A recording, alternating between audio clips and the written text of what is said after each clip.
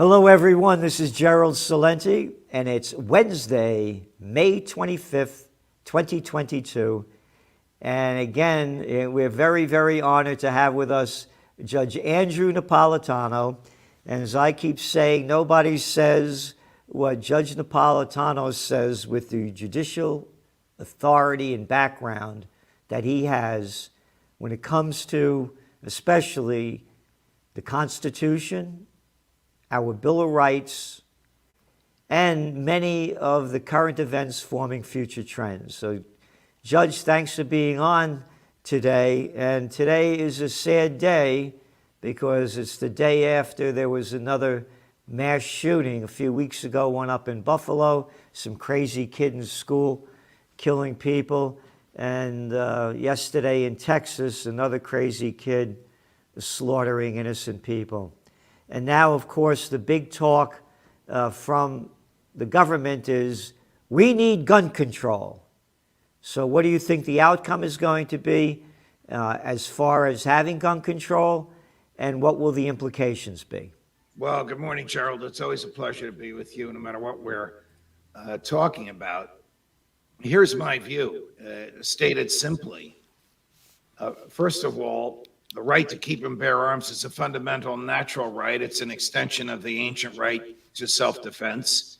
And in Justice Scalia's majority opinion, a case called Heller versus the District of Columbia, you have the right to keep and bear the same level of sophistication as bad guys have and as the government has.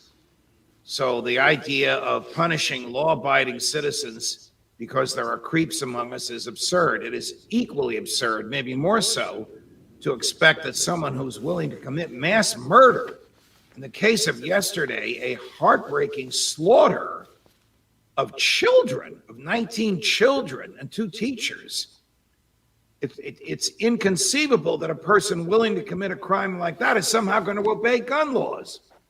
The only people that will suffer from the gun laws are those who obey the laws. Let me tell you who obeyed the laws in Texas. The teachers did, because it's against the law everywhere in the country by federal law, and it's against the law in Texas by state law for a teacher, even a teacher who's an ex-Marine or an ex-cop, to carry a sidearm. They should have been able to carry a sidearm. Why? Because we live in a culture where people will commit mass murder, and the only language they understand is their language, violence and death. When you and I were kids, these things didn't happen. No. You could still get a gun in those days, in the 50s and 60s, if you wanted to, but you didn't kill people with it. Today, we have such an aberrant culture, such a disrespect for human life, such a restraint of law-abiding people to protect themselves, that these mass murderers can commit what they commit. If anybody in that supermarket in Buffalo 2 weeks ago, or if any of those teachers or staff or phys ed teachers had a weapon yesterday in that school, these things would have been stopped the minute they started. But these killers know that places like supermarkets in New York where you can't carry a gun, or schools anywhere, is like shooting fish in a barrel. It's the government's fault that all that death happened, because the government has emasculated us from our ability to protect ourselves. You said it, they've emasculated us. And again, like when we were kids, you know, I remember as a young guy, my friends still talk about it. I went out and bought a Beretta. Good boy. Yeah. I won't even ask you where you got it. I got it. When I went to school in West Virginia. I bought it down there. And again, you know, it wasn't, it didn't happen. Kids weren't, and by the way, they tell you, you know, like they don't want kids to have, I remember all those kids, we were playing guns all the time. You know, because it was after World War II. And they had all the Western movies. I have a picture of me, I'm about 8 years old, and I got 2 holsters, and, you know, I'm playing a cowboy. Yes, same here. And we weren't, so here's what I was thinking. the fish rots from the head down. And this country, when you look at the murders that the presidents of the United States have committed and how they brag about it, I want that guy Assad out of there. That's a quote from Barack Obama. Yes. I want that guy Gaddafi out of there. Yes. What is the difference between Obama saying, I want that guy Gaddafi out of there, or some crazy kid? Gerald, remember this one? Saddam tried to kill my daddy. George W. Bush. George W. Bush. Oh, George W. Bush. We got that clip of, again, you look at George W. Bush, you watch his actions, you see how ill prepared he is to even give a simple talk, and then he tells the truth, but he uses the wrong name in it. He blames the craziness, the arrogance, and the murderous acts of the invasion of Iraq on Russia. Right. Hey, listen he was to talking this. about himself. Yep, listen to this clip. Russian elections are rigged. Political opponents are imprisoned or otherwise eliminated from participating in the electoral process.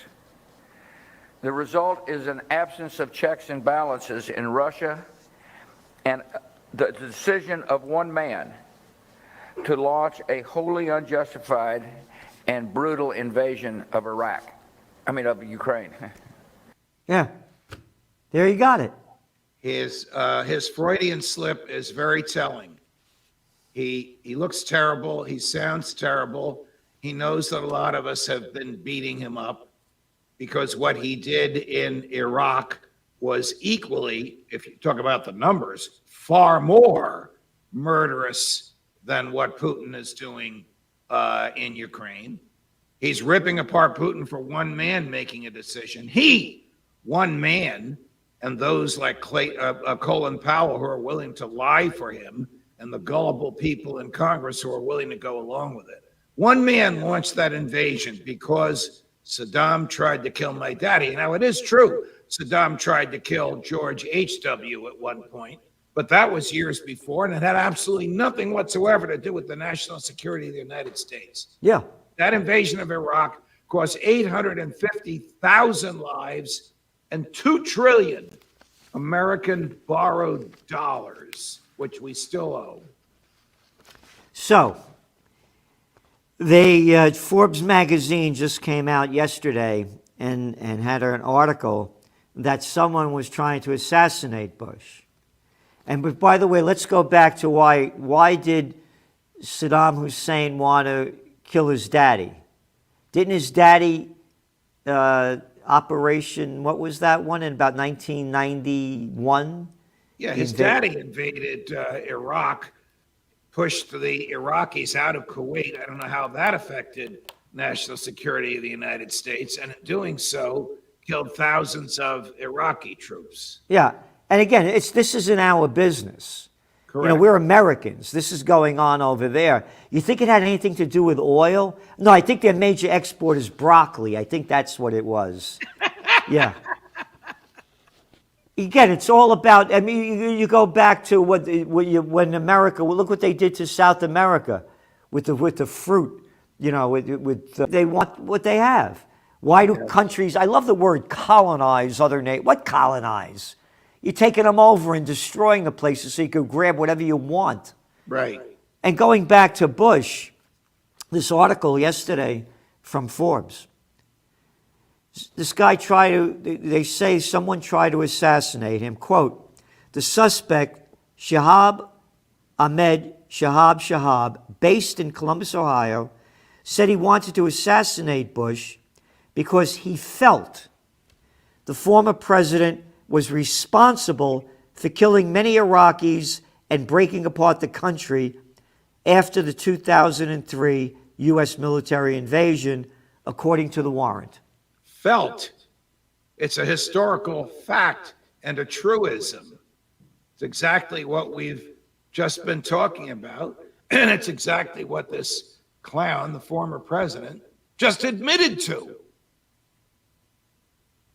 So now let's go back to that 12-year-old or that kid, that crazy guy that just killed these people. What makes him any different than this guy? Like you said at the outset, the fish stinks from its head. Yep, the fish rots from the head down.